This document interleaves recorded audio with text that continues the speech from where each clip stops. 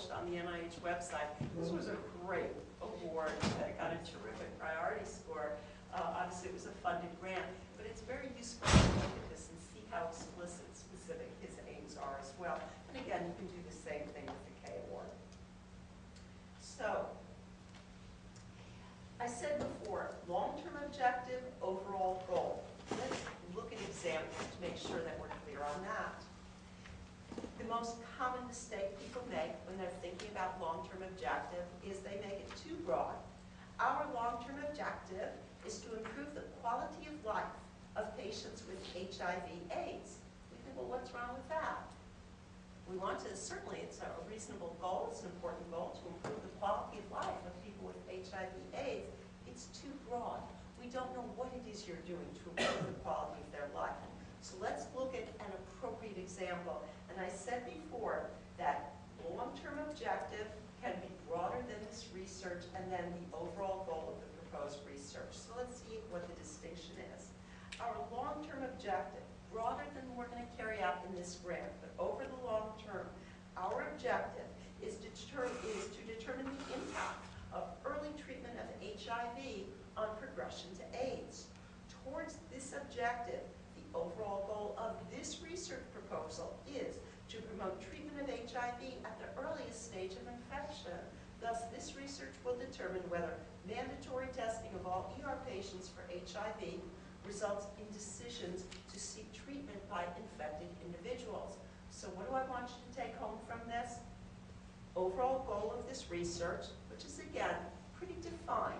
It's pretty specific, and we see there's a relation between the overall goal and the long-term goal. So again, I'm thinking career progression.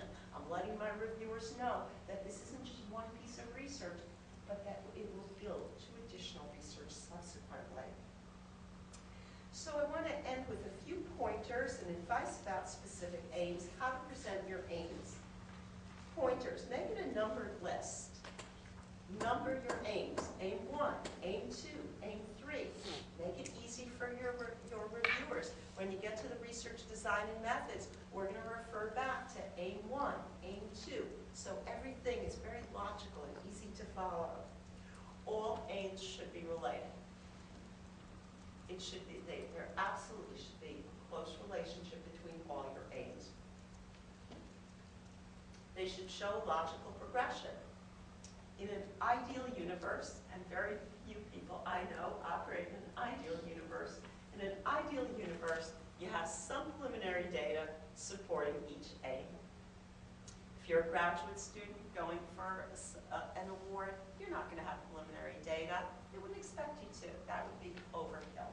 If you're going for a K award, you're not going to have preliminary data. Again, the expectation would be too high. If you're looking at an R award, an R01, yes, you really want to try and have some data supporting each aim. R03, you're going to have very little data. R21, you're going to have some data showing feasibility. So, some data. And again, the way we present aims, I do it as a to-do list, to determine, to identify, to correlate, to quantify, whatever your to-do is, but I don't do a whole sentence. It's a bulleted list to determine, to assess, to compare, whatever it may be. What do your reviewers look for? Do your aims test a hypothesis? Are there alternatives to your hypotheses? Are your aims brief? Are they precise? Are they specific?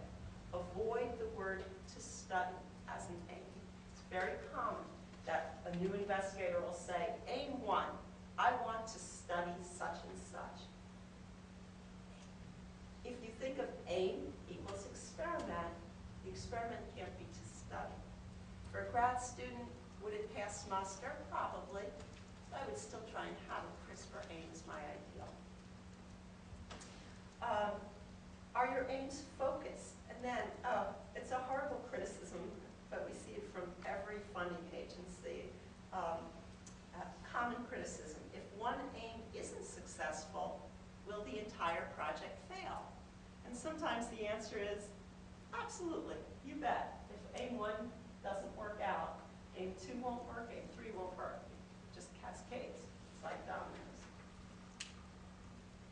Ideally, we try and show that that even if aim 1 doesn't work, that aim 2 could still be carried out, we could still get meaningful data. In the real world, it's very hard to do that. This is just one of those criticisms that I want to bring to your attention.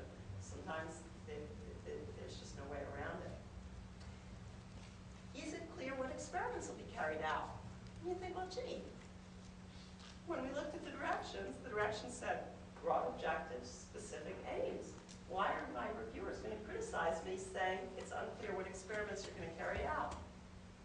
But now we know our reviewers do look for that piece of information.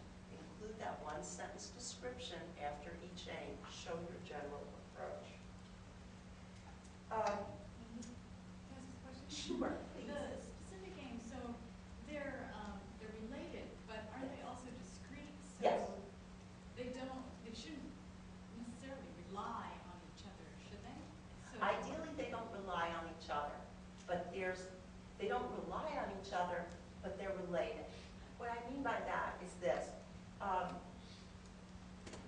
Sometimes it's tempting when you're writing a grant, you'll have a couple of aims that are related, definitely flow from each other's obvious relation. But sometimes you'll think, wow, I'd really like to do this one extra thing. It's not really tightly related, but I'm going to throw it in there and see if I can get it through. It's a bad tactic. Logical progression, aims that clearly are related, not dependent, but related. Let's see. In a group of people with type 2 diabetes, we want to determine what's the impact of exercise on people with type 2 diabetes. We want to determine in people with type 2 diabetes who exercise on a regular basis, do they have different food behaviors than people who don't exercise? So there's a relationship. Are they totally dependent upon each other? Yes and no, but there's a clear relationship between them. Does that answer it? Mhm. So related aims. And they'll always look to see that it's a logical progression. And again, ending your aims with, if you attain these aims, what new knowledge will occur? What will we learn by having given you the money to carry out these aims? Think like a reviewer as you write your aims. Nice work, you guys laid it funding team. And that's obviously what we all want to do. So let me, I can't even see from here, sorry, it's at 12:30. Let me ask you guys, I'm going to hit the lights for a second.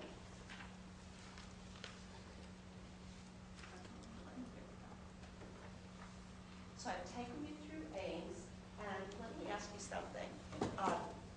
We could either start this, this is a lot of information, and I don't want to bludgeon you.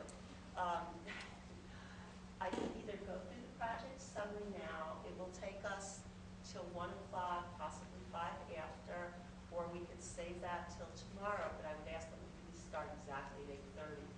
How many people would like to go through project summary now? Show of hands. How many people would like to start 8:30 sharp tomorrow? Okay, so we're going to start with project summary tomorrow. Let me open it up to some of your questions now. And the questions, any of the material that we've covered, looking at different grant mechanisms, identifying the right, crafting the right research problem, coming up with the aims, the experiments that you're going to carry out in order to do research on this problem. I had a question about what we're